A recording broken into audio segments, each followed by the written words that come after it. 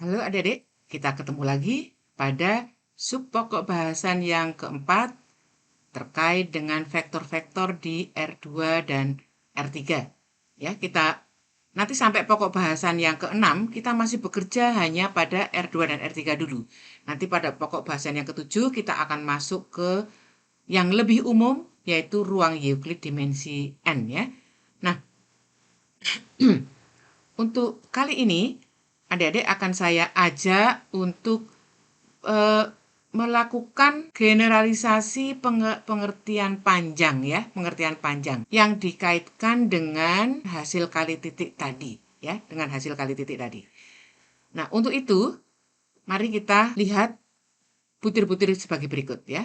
Coba terkait dengan panjang. Ya, terkait dengan panjang, tadi kan vektor itu adalah besaran yang mempunyai besar dan arah. Nah, panjang inilah yang nantinya itu akan menggambarkan besar dari vektor ya, besar dari vektor. Pada waktu kita berbicara tentang subpokok bahasan 4.3 tentang apa, Adik? Tentang hasil kali titik gitu ya, hasil kali titik. Sifat yang keempat itu mengatakan apa, Adik? Sifat yang keempat dari hasil kali titik. Itu apa? Kalau Anda mempunyai vektor V1 dengan absis dan ordinat X1 dan Y1, begitu ya adik ya, maka Anda akan bisa mendapatkan bahwa V1.V1 itu selalu bernilai positif ya, selalu bernilai positif. Karena dia bernilai positif, maka kita akan bisa menarik nilai akarnya ya adik-adik ya. Kita akan bisa menarik nilai akarnya. Nah, akar dari V1 dan V1 yang selalu bernilai positif tadi, itulah yang akan kita sebut sebagai panjang atau norm dari vektor V1 di R2. Notasinya, kita beri notasi V1 garis tegak 2 ya. Jadi V1 di antara 2 garis tegak. Kayak ada nilai apa? Mutlak ya. Ini memang ada kaitannya dengan nilai mutlak. Jadi kita tuliskan dengan V1 di antara 2 garis tegak seperti nilai mutlak ya, seperti nilai mutlak. Definisi itu yang penting ini untuk adik-adik. Definisi ini well defined. Mengingat apa? Kita mempunyai sifat bahwa V1.V1 itu lebih besar atau sama dengan 0. Jadi, apa? Akar dari V1.V1 ini selalu ada, selalu merupakan bilangan real ya. Selalu merupakan bilangan real. Nah, karena V1.V1 itu adalah ditarik akarnya ya, itu memberikan kepada kita panjang dari V1 yang kita beri notasi dengan apa? V1 di antara 2 garis tegak ini, maka apa? Panjang dari suatu vektor itu juga lebih besar atau sama dengan 0. Jadi, masuk akal ya? Jadi apa? Jadi tidak bertentangan dengan pengertian apa? Pengertian besar ya. Besar itu kan positif toh ya, itu ya, besar itu kan positif.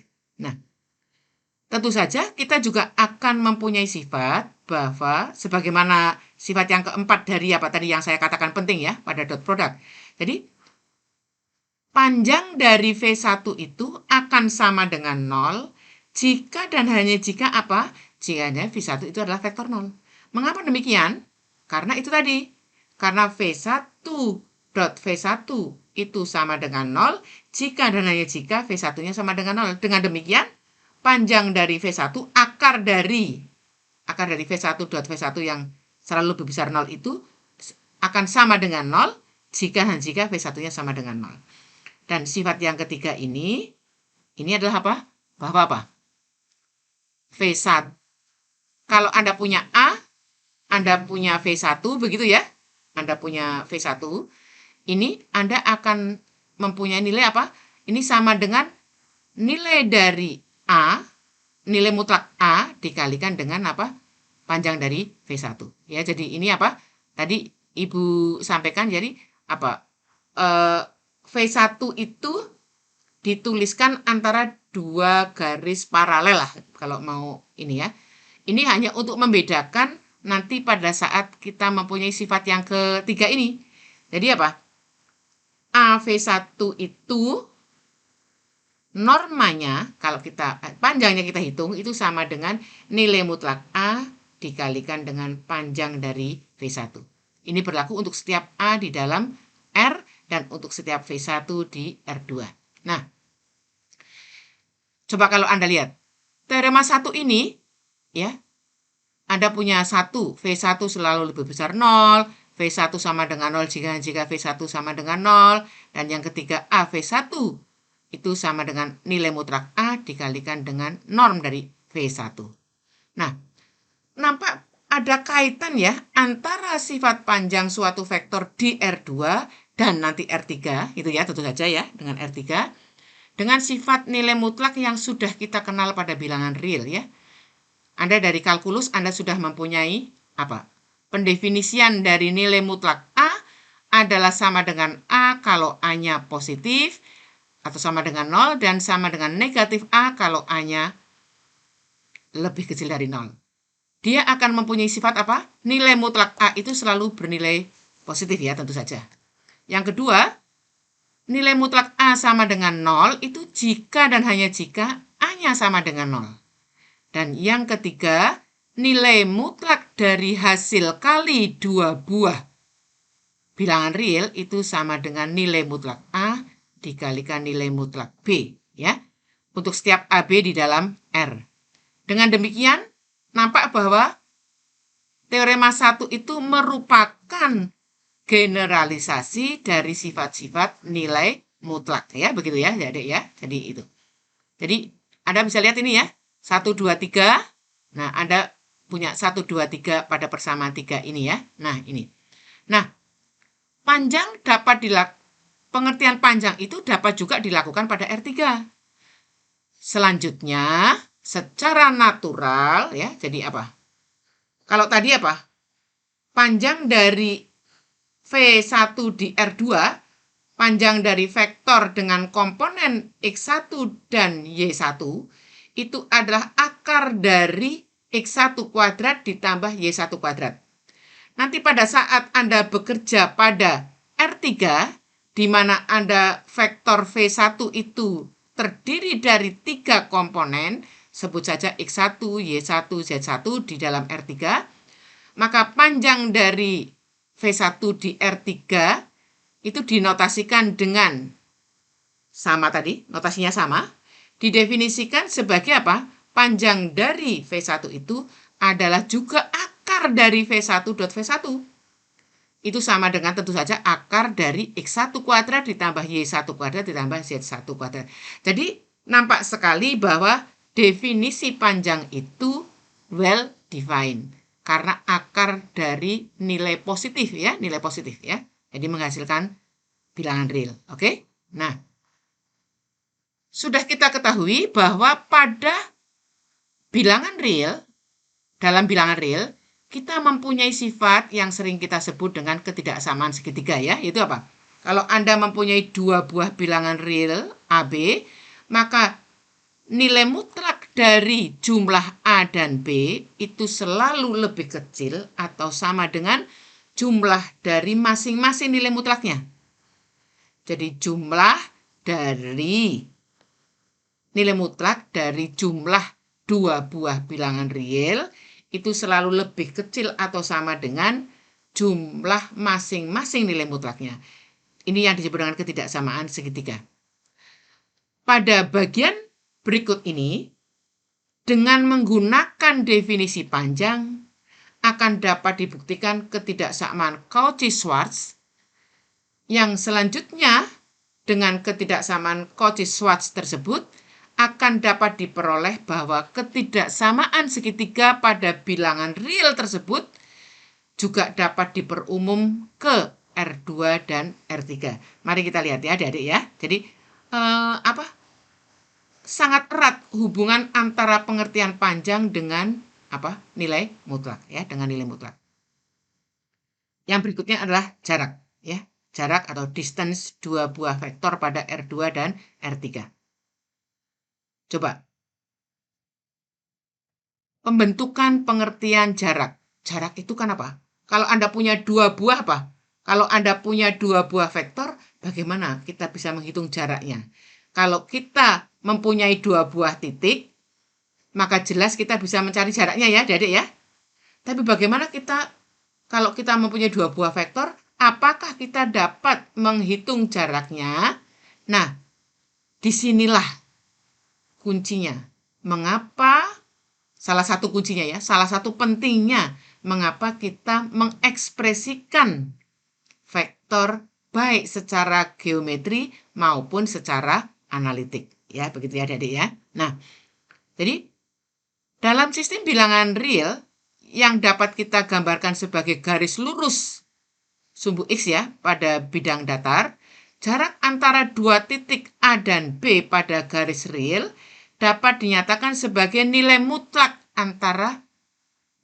dari apa? Selisih A dan B ya. Adik-adik sudah tahu ya, yakni nilai mutlak dari A minus B. Dan juga sudah kita ketahui bahwa jarak dua titik pada garis lurus tersebut mempunyai sifat yang pertama adalah apa? Nilai mutlak dari selisih dua buah bilangan real tersebut tentu saja akan selalu lebih besar 0 ya, jelas ya. Yang kedua, itu akibat dari sifat nilai mutlak saja. Yang kedua ini juga akibat dari sifat nilai mutlak, yaitu apa? Selisih ya, jarak antara dua titik A dan B itu akan sama dengan 0 jika dan hanya jika A-nya sama dengan B. Yang ketiga, apa? Kalau Anda mempunyai dua buah titik, Anda ukur jaraknya ya, titik A dan B, nanti tentu saja jaraknya akan sama dengan titik B dan A, begitu ya. Jadi apa? Jarak dari A dikurangi B, A dan B itu akan sama dengan jarak dari B dengan A. Nah, yang keempat, ini adalah dampak dari apa? Tadi apa? Ketidaksamaan segitiga. Itu apa? Kalau Anda mempunyai A dan C, maka apa? Jarak antara A dan C itu akan lebih kecil atau sama dengan jumlah jarak A dan B dan jarak B dan C untuk setiap B, ya, untuk setiap B. Nah, dari sifat jarak dua buah titik pada garis lurus tadi, ini kita akan mendefinisikan pengertian jarak dua buah vektor, ya. Dengan konsep tersebut dapat dilakukan generalisasi pendefinisian jarak pada R2 dan R3 sebagai berikut ya. Kalau Anda mempunyai V1, V2 di dalam R2, jarak antara V1 dan V2 itu dinotasikan dengan D V1, V2, didefinisikan sebagai apa? Kalau tadi kalau Anda mempunyai nilai mutlak, ya, itu adalah besar dari vektor pada garis lurus itu, nanti apa? Anda akan mempunyai jarak antara A dan B itu adalah nilai mutlak dari A dikurangi B. Maka dengan melakukan generalisasi, maka jarak dari V1 dan V2 itu dapat kita definisikan sebagai besar dari apa? Panjang atau besar atau norm dari selisih antara V1 dan V2. Jadi apa? Di dalam matematik itu kita itu bertahap, step by step kita akan dapat melakukan generalisasi. Jadi dari apa yang sudah kita ketahui dalam kalkulus sifat-sifat nilai mutlak itu, kita akan bisa mendapatkan definisi dari jarak, ya, dari jarak. Nah, tentu saja kita akan mempunyai teorema yang sama dengan yang tadi ini. Jadi adik-adik tadi ini ya, ini pembentukan jarak itu tadi kan ada kaitannya dengan nilai mutlak dari selisih. Dia akan mempunyai sifat 4 ini. Nah, sifat 4 ini nanti akan dapat ditunjukkan ditunjukkan ya, dapat ditunjukkan itu sama berlaku juga pada pengertian jarak dua vektor di R2 dan R3. Dia akan mempunyai sifat apa? Jarak antara V1 dan V2 itu akan selalu lebih besar atau sama dengan 0. Jarak antara V1 dan V2 itu sama dengan 0 jika dan hanya jika V1 sama dengan V2. Yang ketiga, jarak antara V1 dan V2 itu akan sama dengan jarak antara V2 dan V1. Jarak antara V1 dan V3, ini maaf ya, harusnya V3. Jarak antara V1 dan V3 itu akan selalu lebih kecil dari jarak antara V1 dan V2 dan jarak antara V2 dan V3. Nah, ini pembuktiannya ya. Jadi ini pembuktiannya kita hanya akan buktikan sifat yang keempat. Jarak antara V1 dan V2 itu by definition itu adalah V1 dikurangi V2. Nah, V1 dikurangi V2 itu akan sama dengan V1 dikurangi V3 ditambah V3 dikurangi V2. Karena V min V3 ditambah V3 ini sama dengan 0. Dengan demikian menggunakan ketidaksamaan segitiga, ya, menggunakan ketidaksamaan segitiga, bukan segitiga gitu ya, ketidaksamaan segitiga, kita akan mempunyai apa? Besar dari V1 min V2 ditambah V3 min V2 itu akan lebih kecil atau sama dengan jumlah dari V1 V3 dan V3 V2. Jadi diperoleh apa? Jadi diperoleh jarak antara V1 V2 itu lebih kecil atau sama dengan jumlah jarak V1 V2 dan V2 V3. Ini mohon maaf ya, ini harusnya V3. Nanti akan kita betulkan ya. Nah, sebagai contohnya apa? Kalau Anda mempunyai V1 itu 340 ya, maka akan dapat dihitung panjang dari V1 itu adalah akar dari jumlah kuadrat masing-masing komponennya. Yaitu akar dari 3 kuadrat ditambah 4 kuadrat ditambah 0 kuadrat. Jadi sama dengan akar dari 25, sama dengan 5 ya. Nah, contoh yang kedua. Kita sudah mengenal 3 buah vektor istimewa di R3 ya, yaitu I, J, K ya. Nanti akan lebih jauh, akan kita lihat sifat-sifatnya lebih jauh. Tapi Anda sudah mengenal ya. I itu adalah vektor yang komponennya 1, 0, 0, J vektornya komponennya 0, 1, 0, dan K vektor yang komponennya 1, 0, 0. Akan diperoleh bahwa ketiga vektor ini mempunyai panjang yang sama, yaitu sama-sama 1. Jadi, vektornya beda, tetapi panjangnya mereka masing-masing sama dan sama-sama 1. Nah, vektor-vektor dengan panjang 1 selanjutnya nanti disebut dengan vektor satuan ya adik-adik ya. Nah, dari setiap vektor tak 0V, nanti kita akan dapat menunjukkan dapat dibentuk vektor satuan, yaitu V dibagi dengan panjang dari V. Mengapa demikian? Karena kalau Anda mempunyai V dibagi dengan panjang dari V, itu ditarik panjangnya, itu kan skalar ya, itu maka seperpanjang V1 itu bisa dikeluarkan, dikalikan dengan panjang dari V. Tentu saja akan sama dengan 1, karena V-nya tidak sama dengan 0 ya. Kita bisa mendapatkan itu. Contoh yang ketiga. Untuk vektor V sama dengan 3 min 1, 2, ini akan diperoleh panjangnya. Panjang dari V itu adalah akar dari 3 kuadrat, ditambah min 1 kuadrat, ditambah 2 kuadrat. Ini adalah akar dari 9 ditambah 1 ditambah 4. Ini adalah akar 14. Dari vektor V itu akan diperoleh vektor V per panjang dari V. Itu adalah 3 min 1, 2 dibagi dengan akar 14. Jadi akan sama dengan 3 per akar 14, min 1 per akar 14, 2 per akar 14. Nah, untuk contoh yang keempat, coba ini kalau tadi menghitung panjang ya, sekarang menghitung jarak coba. Kalau Anda mempunyai V1 dan V2, V1-nya adalah 022, V2-nya 201, nanti Anda akan mempunyai jarak antara V1 dan V2 itu adalah panjang dari selisih V1 dan V2. Jadi panjang dari V1 min V2. Ini berarti tidak lain adalah panjang dari vektor 0 dikurangi 2, min 2, 2 dikurangi 0, 2, 2 dikurangi 1, 1. Sehingga nilainya sama berapa? Akar dari min 2 kuadrat ditambah 2 kuadrat ditambah 1 kuadrat. Jadi akar dari 4 plus 4 plus 1 sama dengan 3. Begitu ya adik-adik ya. Jadi kita hari ini belajar tentang apa? Jarak dan panjang dan jarak panjang suatu vektor dan jarak dua buah vektor di R2 melalui apa adik-adik?